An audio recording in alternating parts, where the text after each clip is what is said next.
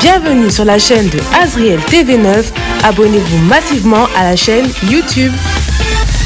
N'oubliez pas de cliquer sur la cloche de notification pour être alerté de toutes nos vidéos. Aujourd'hui, on va parler d'une personnalité noire qui a changé le monde, plus dans la catégorie du sport, donc qui est George Foreman.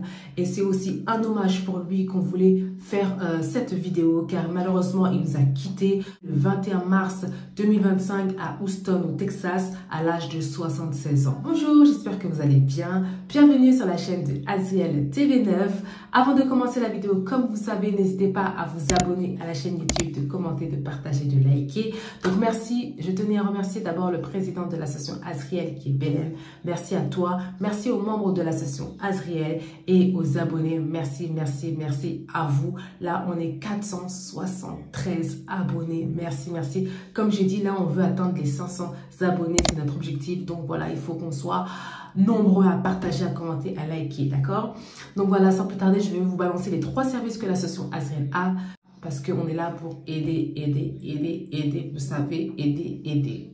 Comme il est écrit là, joindre les mains c'est bien, mais les ouvrir c'est mieux. Il faut aider son prochain, il faut aider quand on a la possibilité de aider. Donc le premier service c'est Azriel Car. Si tu souhaites louer une voiture, cette pub est pour toi, on se retrouve après. Donc voilà, comme vous savez, l'association, ou ceux qui ne le savent pas, l'association a 3 services. Donc le premier c'est Azriel Car. Donc si tu veux louer une voiture, voilà, une voiture à 9 places où tu pourras aller en vacances pour se déplacer, pour profiter un peu du bon temps qui va arriver. Nous, Azriel Car, voilà, on est là, on loue des voitures, on loue des trafics pour vous si vous voulez. N'hésitez pas à nous contacter. Donc c'était le premier service. Le deuxième service, c'est Azriel Fret Livraison. Si tu souhaites envoyer des colis au Congo Kinshasa, tu ne trouves pas d'agence, regarde cette pub, elle est pour toi, on se retrouve après. Azriel Service Fret pour l'envoi de vos colis au Congo Kinshasa et bientôt partout dans le monde. Vous pouvez nous faire confiance pour vos colis. Ils seront en bon état, bien sécurisés et arriveront à bon port.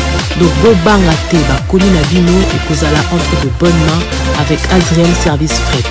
L'efficacité, c'est notre travail, donc pas de soucis. Bota la vidéo Oyona Suka pour besoin de renseignements, na précision nyoso pour benga biso pour na colis Nabino. Grande nouvelle, bonne nouvelle dans l'association Azriel. Donc Fungoli service moko ya fret.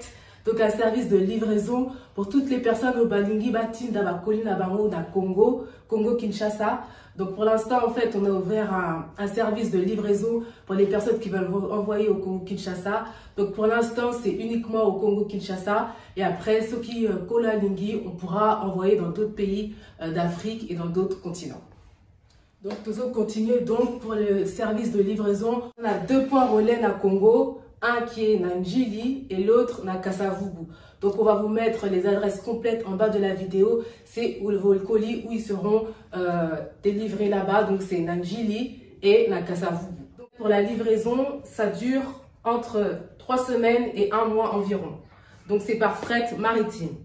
Donc voilà, ça c'est de 3 semaines à 1 mois que ça prend, donc vous inquiétez pas pour ça. Donc voilà. Donc voilà, n'hésitez pas, là on vous a tout montré, on vous a montré les différents formats, on vous a montré le temps de livraison et on va aussi vous laisser nos numéros de téléphone, on va vous laisser aussi les adresses complètes des points de relais dans le Congo, donc on va tout vous laisser. Donc l'efficacité c'est notre travail, donc faites-nous confiance pour vos colis, ils vont arriver, ils ne seront pas endommagés. Donc voilà, pour toutes les personnes qui souhaitent envoyer leurs colis, qui ont déjà des colis à la maison, n'hésitez pas, contactez Bisso, on va laisser notre numéro de téléphone, nos réseaux sociaux et aussi les adresses complètes. Voici les adresses et les numéros de téléphone affichés sur l'écran pour pouvoir obtenir les cartons de votre choix. Pour la première adresse est celui du siège social à Drancy dans le 93. Donc toutes les personnes qui habitent près de Drancy, il est préférable de vous diriger à cette adresse pour vos cartons. La deuxième adresse est à l'adresse du bureau, toujours dans le 93 mais à Saint-Denis. Pour les personnes qui sont à côté de Saint-Denis, téléphonez sur ce numéro indiqué à côté de la ville pour vous y rendre. Et la troisième adresse est à Lieu-Saint Et pour toutes les personnes qui habitent dans le 77 et aux alentours du 77, appelez le numéro correspondant pour vous y joindre afin de récupérer le carton. Donc voilà, c'était le deuxième service Azriel Fret Livraison. Donc Azriel Fret Livraison, je vais y arriver. Donc le troisième service, c'est Azriel Queen Secret. Pourquoi Secret? Tu vas regarder cette pub et tu vas savoir pourquoi on l'appelle Secret. Nous, on se retrouve après. Si tu es intéressé par nos produits, n'hésite pas à nous contacter. Donc là, voici nos perles détox. Ça nettoie toute infection, toute bactérie et ça te détoxifie le yoni. Attention, âme sensible, regardez à quoi le résultat quand vous enlevez votre perle détoxifiante. Et aussi, on a les plantes naturelles, on appelle le sauna vapeur. Ça permet d'équilibrer les hormones et le pH. Ça améliore la fertilité, ça diminue les sécheresses vaginales et ça apaise les crampes menstruelles. Ça te détoxifie, ça te purifie de l'intérieur. Et voici notre troisième produit, les capsules Queen Yoni. Donc ça, c'est le best-seller. Si tu as des pertes malodorantes, des pertes vaginales, tu as des bactéries, des démangeaisons, des irritations, voilà, c'est pour toi une cure de 7 jours et que tu verras, après les capsules, tu n'auras plus rien. Donc n'hésite pas à passer commande si tu es intéressé par nos produits. Bye! Donc voilà, c'était le troisième service Azriel Fret Livraison. Donc voilà, si vous êtes intéressé dans l'un de nos 3 services, n'hésitez pas à nous contacter. Il y a nos réseaux sociaux, je vais les mettre juste en bas de la vidéo. Donc voilà, sans plus attendre, on va faire comme on aime faire, ce qu'on aime faire. Tous les jeudis, on se retrouve pourquoi? Pour une nouvelle vidéo, pour une histoire vraie. Donc on va parler de, comme vous le savez, vous l'avez vu dans l'intro, on va parler de Georges Foreman. On va parler de lui, un hommage pour lui, à ce grand homme, un hommage parce qu'il nous a quitté malheureusement. Donc voilà, on a décidé de faire une vidéo sur lui, sur son parcours sportif, voilà, sur sa vie aussi personnelle et voilà, ainsi de suite. Donc voilà, c'est pour ça qu'on a voulu faire parler de lui aujourd'hui. Donc voilà, sans plus attendre, découvrons le parcours de vie de Georges Foreman. C'est parti.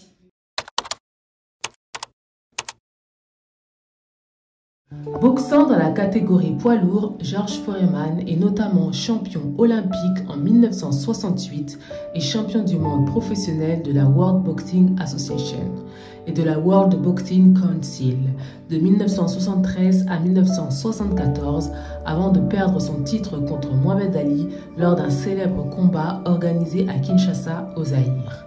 Il redevient champion du monde de l'International Boxing Federation et de la WBA de 94 à 95 et alors le champion du monde de poids lourd le plus âgé. Membre de l'International Boxing Hall of Fame, il est considéré comme un des plus puissants punchers de l'histoire. George Edward Foreman a une enfance difficile dans le ghetto de Houston, au Texas. Renvoyé de son école à l'âge de 15 ans. S'intéressant d'abord au football américain, il se tourne finalement vers la boxe. Son premier combat amateur a lieu le 26 janvier 1967. Il gagne les Gants d'Or de San Francisco le mois suivant. En mars 1968, il devient champion national et le 21 septembre 1968 bat Otis Evans pour la sélection aux Jeux Olympiques de Mexico. Dans la catégorie des lourds, il bat Lonas Chepelis en finale, arrêté par l'arbitre du deuxième round et remporte la médaille d'or. Juste après sa victoire, il reste sur le ring et brandit un petit drapeau américain. Quelques jours après l'émoi médiatique suscité par le geste des sprinteurs Tommy Smith et John Carlos, qui, médaillés d'or et de bronze, brandissaient leurs poings en l'air sur le podium, la tête basse en signe de protestation contre la ségrégation aux États-Unis. Celui de Georges Foreman est mal interprété. Le boxeur recevra de nombreuses critiques.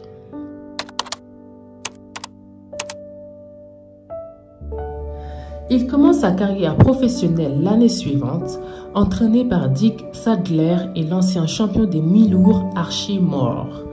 Foreman se fait vite une réputation. Il fait ses débuts pro à 20 ans, le 23 juin 1969. Il combat 13 fois cette année-là, principalement à New York et à Houston, son fief.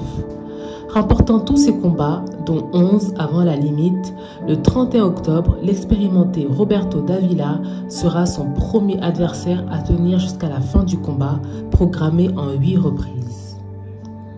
En 1970, il continue sa progression avec 12 victoires dont 11 KO. Il affronte une première fois Gregorio Beralta, qui sera le seul à tenir 10 rounds sans aller au tapis. Le 4 août, il combat George Chuvalo, boxeur réputé pour ses aptitudes à encaisser les coups, n'ayant jamais été mis KO et qui avait résisté 15 rounds face à Ali. Au 3e round, Foreman le pilonne de coups. Chuvalo, sans défense, son entraîneur finit par l'arrêter. Foreman remporte sa 22e victoire. Le 18 novembre, il combat un autre espoir de la catégorie comptant 22 victoires pour une défaite, Boone Kirkman. Foreman envoie ce dernier à terre d'une droite au début du 2e round et l'y renvoie pour le compte quelques instants plus tard.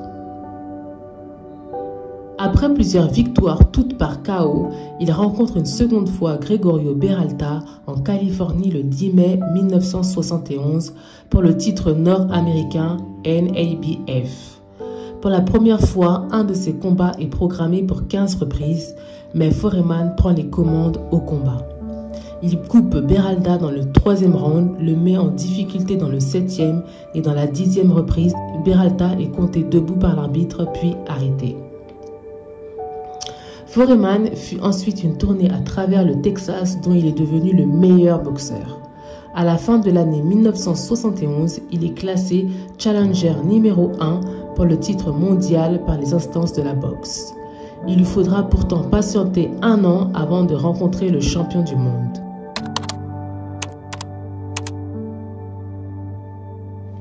Le nouveau promoteur Don King organise un championnat du monde entre Foreman et Mohamed Ali dans l'actuel stade Tata Raphaël à Kinshasa, au Zaïre.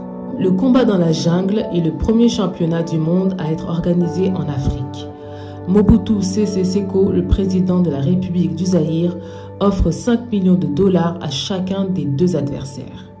Ali, qui contrairement à Foreman a toujours soutenu la cause des Noirs, devient vite le favori de la population zaïroise. Foreman, considéré comme une brute et plus distant avec les médias, souffre de son manque de popularité et d'être relégué dans le rôle du méchant alors qu'il détient le titre. Conscient de la situation, Ali étudie le style de Foreman et ses victoires précédentes. Il comprend que pour battre ce colosse, il ne faut pas l'attaquer d'entrée de jeu avec agressivité sous peine de finir KO, mais l'obliger à boxer plus de 5 rounds pour le fatiguer. Foreman l'emportant généralement par KO dans la première moitié du combat, il est peu habitué aux longs affrontements, contrairement à Ali, routinier des combats qui durent 12 ou 15 rounds. Alors qu'il travaille son endurance en parcourant Kinshasa en footing sous les acclamations du public, Foreman s'entraîne simplement à frapper au sac, persuadé qu'il viendra à bout finalement de l'ex-champion vieillissant. Ali lance une véritable opération de désinformation aux médias en racontant à qui veut l'entendre qu'il va danser sur le ring comme jamais et battre Foreman par sa vitesse et sa mobilité exceptionnelle. Très peu de gens remarquent qu'il se laisse enfermer dans les cordes et frapper durement par ses sparring partners pour s'entraîner à résister à la douleur. Le 30 octobre 1974, dans un stade rempli par 100 000 spectateurs, Ali remporte un premier round très acharné. Mais brutalement, au début du 2e round, il se laisse coincer dans les cordes et encaisse les crochets du champion, tout en prenant soin de ne pas baisser sa garde. Au 3e round, il est encore debout. Sa stratégie apparaît alors laisser Foreman se fatiguer. Si celui-ci matraque avec puissance, la plupart de ses coups finissent dans les bras et les gants d'Ali au lieu d'atteindre son torse et son visage. Progressivement, Foreman est dominé et continue à se fatiguer, obstiné dans sa stratégie. Toujours dangereux, il réussit néanmoins quelques bons coups, mais Ali, sur une nouvelle série d'enchaînements, l'envoie au sol en 8e round. Pour la première fois de sa carrière professionnelle, Foreman est à terre et compté KO. Il se relève une seconde après la fin du décompte. Ali reprend son titre et met ainsi fin au règne de 21 mois de son adversaire. Jusqu'ici invaincu avec 40 victoires, Foreman a subi sa plus grande défaite. Il ne sera plus jamais mis KO. Ironiquement, c'est là son combat le plus connu du public. Frustré des moqueries d'Ali, il n'accepte pas sa défaite et accuse son adversaire d'avoir fait détendre les cordes du ring et de l'avoir empoisonné. Plus tard, il reconnaîtra avoir cherché des excuses et qu'Ali lui était supérieur. Déprimé, Foreman ne fait pas un seul combat en 1975 et se consacre à quelques exhibitions.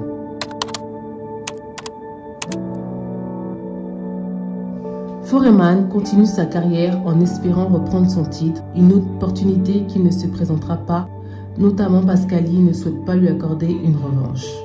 Le 15 juin 1976, il accorde une revanche à Joe Frazier.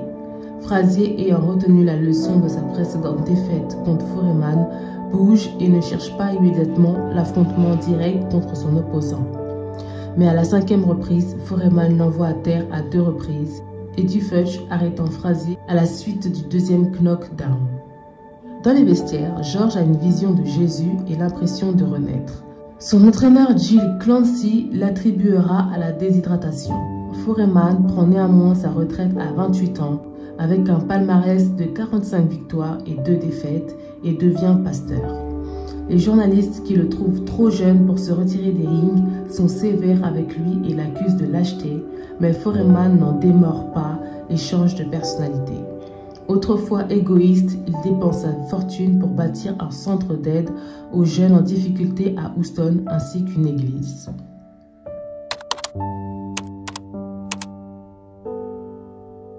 Après quelques années, Foreman est à court d'argent. En mars 1987, à 38 ans, 10 ans presque jour pour jour, après son dernier combat, George Foreman fait son retour en boxe, alourdi de plus de 15 kilos. Pour quelques milliers de dollars, il affronte des boxeurs inconnus et affirme à terme vouloir redevenir champion du monde. Après un arrêt de carrière aussi long, personne ne le prend alors au sérieux. Mais si ses réflexes et sa vitesse ont baissé en raison de son âge, son surpoids et son inactivité, il conserve d'autres qualités. Sa puissance de frappe est intacte, sa défense est perfectionnée et son expérience l'a rendu plus sage et clairvoyant. Ainsi, de mars 1987 à février 1988, il remporte 7 combats consécutifs, aucun de ses adversaires n'allant au-delà du 6e round. Il boxe à travers toute l'Amérique et devient très populaire, le crâne rasé, souriant sous le nouveau surnom de Big George, autrefois considéré comme quelqu'un d'impitoyable et fréquemment hué lors de ses apparitions.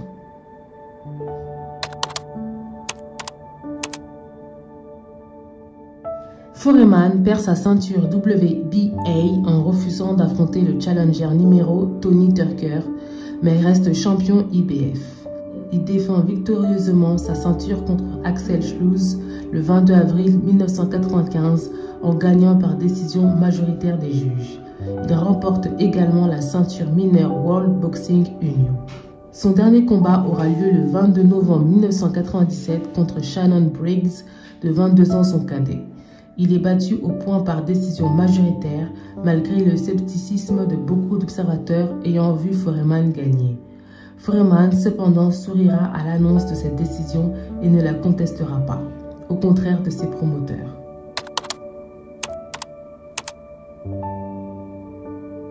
Le 22 mars 2025, sa famille annonce à travers une publication Instagram que George Foreman est décédé paisiblement le 21 mars 2025, entouré de ses proches, à l'âge de 76 ans. Il était une force du bien, un homme de discipline, de conviction, un protecteur de son héritage qui s'est battu sans relâche pour préserver son nom, pour sa famille, ajoute sa famille.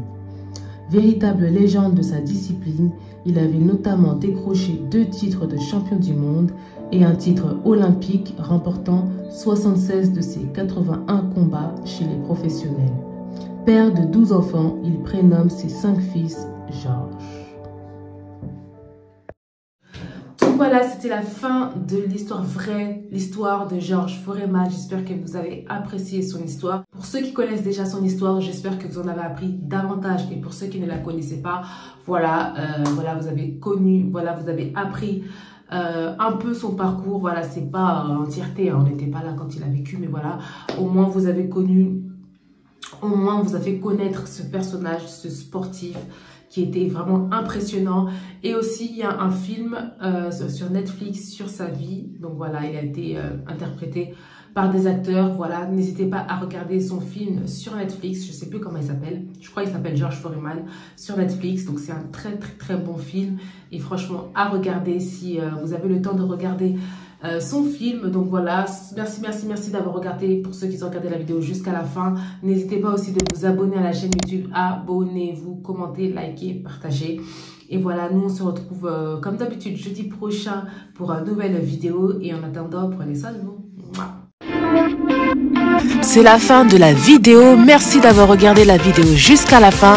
N'oubliez pas de vous abonner massivement.